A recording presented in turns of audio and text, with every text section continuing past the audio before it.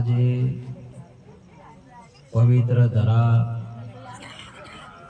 આવા શનિ મુકામ અવાજ ના કરતા બેનો, હવે અહીંયા લક્ષ રાખજો બેનો, અવાજ ના કરતા, મહાપુરુષ વાતો ના કરતા બેનો. સંતોનો મહિમા ગુરુ મહારાજની એવી બાબત છે, આપણે 5 વિષયોને છોડી દઈએ, ચોરી, જારી, મોસ, દારૂ, જુગાર,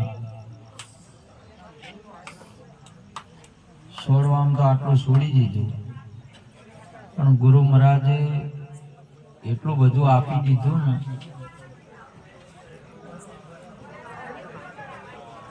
આપણે ભજન કરતા કરતા ઘણી વારમાં ઘણું આપણે ધન પણ આપણે જાય, ખર્ચવામાં જાય, શરીર પણ ખર્ચમાં જાય, આખું જીવન પણ ખર્ચમાં જાય, પરંતુ ગુરુ મહારાજ એવું આપે ને, તમે જુઓ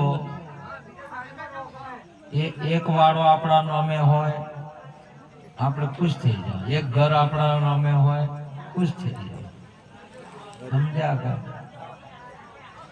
અને આખું ગામ નામે હોય તો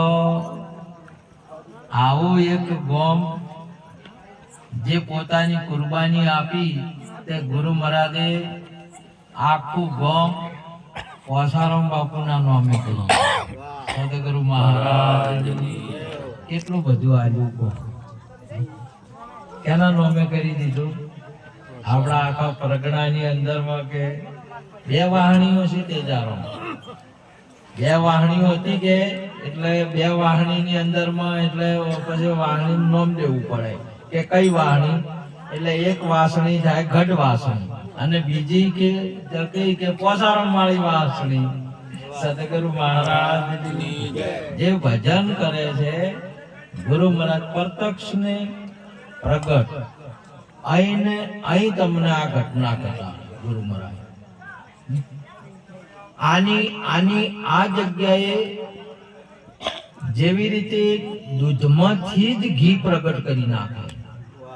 હલોણા વાળી ક્યાંથી પ્રગટ કરે? ઘી દૂધમાંથી જ પ્રગટ કરી નાખે. અથવા પરમાત્માનું સ્વરૂપ આપણને આપણી જગ્યાએથી જ પ્રગટ કરી દે, એવો ગુરુ મહારાજનો મહિમા. તમે જેવા હો ત્યાં, જ્યાં છો ત્યાં, અને જે સમય છે એ સમયે પ્રગટ કરે, એવો મહિમા અવિરત આ પૃથ્વી ઉપર ચાલે છે. સનાતન ધર્મમાં કે એવી બાબત નહીં, આ પૃથ્વી ઉપર સંતનો મહિમા ચાલે, અને સંતનો મહિમા આ પૃથ્વી નહીં આખા બ્રહ્માંડ થી પર છે. પેડરે બ્રહ્માંડની પર છે ગુરુજી મારો, એનો દેખાડું તમને દેશ. આખા તમામે તમામ આ બાબતથી સદગુરુ ન્યારા છે. ઉસમે ક્યાં જાને સંસારા, આપણા સાહેબ પણ બોલ્યા, સંસારને આ દુનિયાને ખબર ના પડે કે સદગુરુ શું ચીજ છે, સંત શું ચીજ છે ને એ તો સંત જ સંતને ઓળખી શકે. ગુરુ સે ગુરુગમ પાઈ, સંતો ભાઈ ગુરુ સે ગુરુગમ પાઈ. આપણા સંતો ગુરુની ગમ, ગુરુની ખબર ગુરુથી પડે, બીજા કોઈથી ખબર પડે નહીં. એમ હીરાની પારખ હીરાથી પડે, બીજા કોઈ ઝવેરી વગર હીરાની પારખ પડે નહીં કે આ હીરો શું ભાવનો છે, અથવા આ એલસી છે, એલબી છે કે સુપર ડિલેક્સ છે, આ ઝવેરી છે પારખ પડે નહીં. એવો મહિમા સદગુરુજીનો મહિમા છે, એવો સંતનો મહિમા છે. સંત સંતને ઓળખી શકે, બીજો કોઈ ઓળખી ન શકે. આ જગતની અંદરમાં સંતનો મહિમા એટલો બધો ઊંચો અને અવિરત છે, જે બધા મહિમામાં પરિવર્તન થાય. તમારા લગ્નની અંદરમાં હમણાં સમાજ ભેળું થયું છે તે પરિવર્તન નહીં કર્યું કો? પરિવર્તન કર્યું કે વિવાહમાં પરિવર્તન કર્યું, મરણામાં પરિવર્તન કર્યું, અમુક અમુક બાબતોમાં પરિવર્તન છે. બધા મહેમાઓમાં પરિવર્તન થાય, સંતના મહેમાની અંદરમાં પરિવર્તન ન થાય. શાશ્વત અને સનાતન છે, કાયમનો એમનો એમ છે. આ સંતનું સ્વરૂપ છે એ અવિનાશી સ્વરૂપ છે. સંતને અવિનાશી કહેવાય, એનો કોઈ દિવસ નાશ ન થાય. સંત છે એ હંમેશા કાયમનો છે. આજે નહીં, આજે તમે જુઓ તો બધાને સંતોની આપણે અહીંયા સાક્ષી ભરી, શું કહેવાય? સાક્ષી ભરી. પણ સંત એની મેળે પ્રગટ થાય. સંત કોઈ પ્રગટ ના કરી શકે. સંતનું પ્રાગટ્ય એની મેળે થાય છે, કોઈ કરી શકે નહીં. આપણે ભરીએ તો શું ભર્યું? સાક્ષી ભરી. શું ભર્યું? બધાને સાક્ષી ભરી છે. સંતનું પ્રાગટ્ય એની મેળે થાય છે. જેમ આ જગતની અંદરમાં સૂર્યનું પ્રાગટ્ય કોણ કરે? કો સૂર્ય કોણ ઉગાડે છે? આપણે ઉજવો સૂર્ય કહેવાય, પણ સૂર્યને કોણ ઉગાડે? કો સૂર્યનું પ્રાગટ્ય કોણ કરે?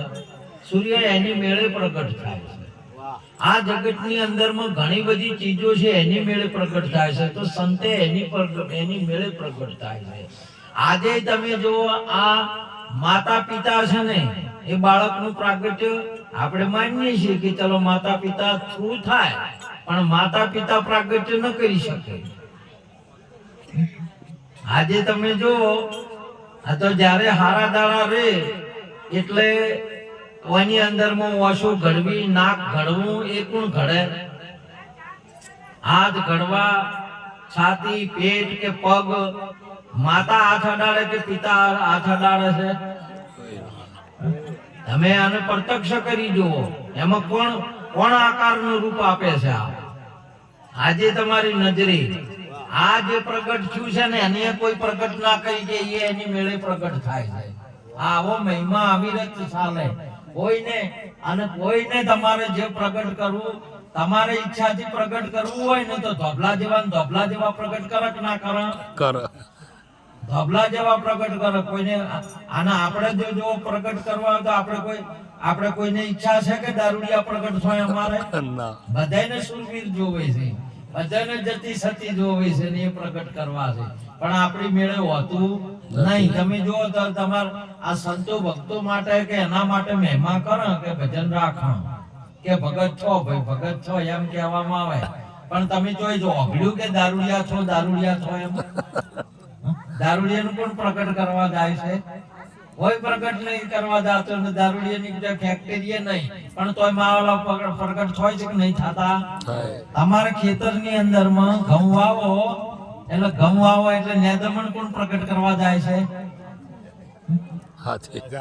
ઘઉં તો આપણે ચાલો મોટું કે ઘઉં વાવવા ગયા એટલે ઘઉં ઉગ્યા, પણ નેદમણ છે એ કોણ પ્રગટ કરવા જાય છે? આશે જાય છે, તમારા આજે પ્રગટ થાય છે. પરંતુ એ નેદમણને નેદી લેવું ને ધનને ઉછેરી લેવું એ આપણી ફરજ છે. કેમ કે નેદમણ છે ને એ ધનને ઉછરવા દેતું નથી. એમ દારૂડિયા છે ને એ ધર્મને આગળ વધવા દેતા નથી. ધર્મનો નાશ થાય છે. એના માટે ભક્તોનું સંતોનું રક્ષણ કરવાનું. ભક્તોનું રક્ષણ કરવું પડે, દારૂડિયાનું રક્ષણ કરવું પડે નહીં. એટલા માટેનો મહિમા છે. એમ સંત પણ એવો હશે કે એની મેળે પ્રગટ થાય છે. ક્યારે પ્રગટ થાય છે? કે જ્યારે યદા યદા હિ ધર્મસ્ય ગ્લાનિ ભવતિ ભારત અભ્યુત્થાનમ અધર્મસ્ય તદાત્માનમ સૃજામયમ. જ્યારે અધર્મનો નાશ થાય છે ત્યારે ધર્મની સ્થાપના કરવા માટે હું પ્રગટ થાઉં છું. અને આનું પ્રાગટ્ય કેવળ સંતનું પ્રાગટ્ય અધર્મનો નાશ કરવા માટે, બીજા કોઈ માટે નથી.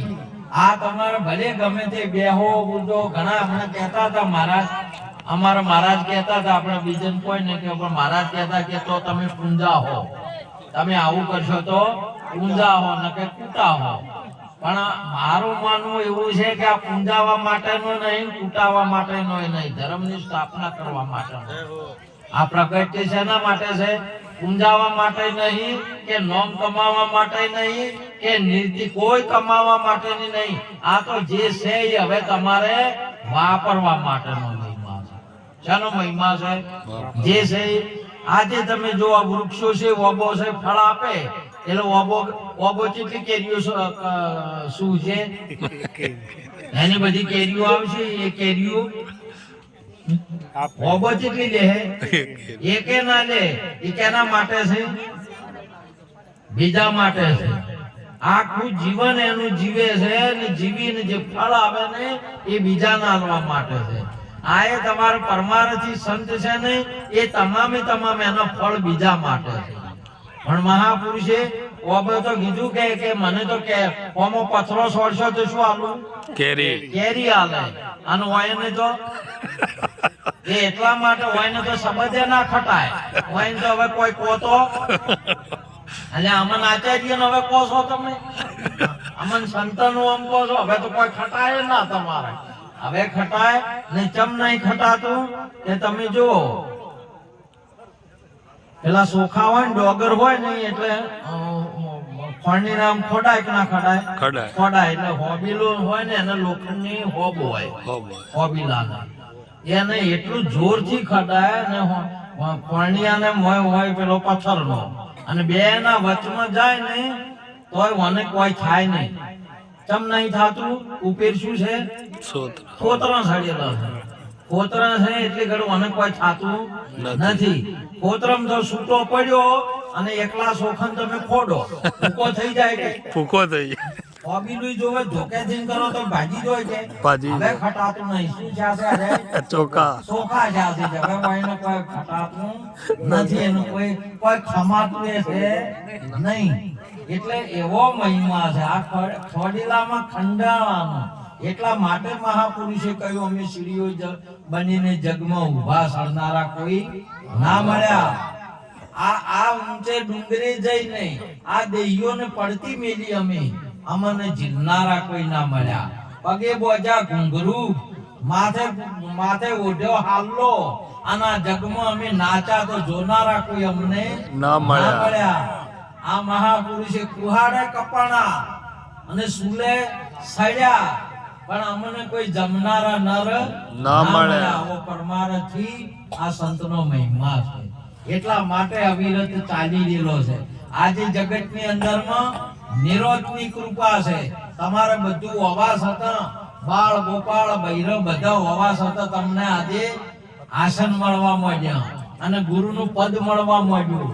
આજે નિરોધ બાપુ એટલી કૃપા કરી છે ને કોઈ ગજબની, નકે તમને આસન બેહવા ના મળે. નિરોધ બેહારે તમને આસન બેહાર્યા છે. અને જે કોઈ થાતું હોય ને તો નિરોધની કૃપા છે. આજે મહાપુરુષોની કૃપા છે. નકે બૈરાને બાળ ગોપાળનો હોય ને તો તમે એવો એક સમય હતો, જાઓ तुम તો સંસારી છો, જાઓ તમે તો માયાના પેલા છો એટલે તમને પહેવાય ના દી કે અડવાય ના દી, એવો સમય હતો. સમજ્યા? મહાપુરુષે એટલા માટે સંતની એટલી કૃપા છે, એટલી કરુણા છે કે તમે જે હોય અને જેવા હો એવા અહીંયા તમને આજે પણ પીર થઈને આજે આપણા સમયની અંદરમાં બાવલો થઈને પૂંજાવા માંડ્યા, મંદિરો થવા માંડ્યા. હોય જોવો તો પોસારામ મહારાજ, ટોટાણા જોવો તો સદારામ બાપુ, લાખણો જોવો તો મોબતારામ બાપુ. આ બધી જાગતી જોચું કહેવાય, જેને મૂર્તિઓ કહેવાય. માટે એવો મહિમા આપણને એ આપતા ગયા છે, આપણા ફાળે છે. બરાબર મને નિભાવજો. આપણે બધાને મળી અને મને નિભાવવાનો છે. માટે આટલું કઈ વાતને પૂરી કરું. બોલો સદગુરુ મહારાજની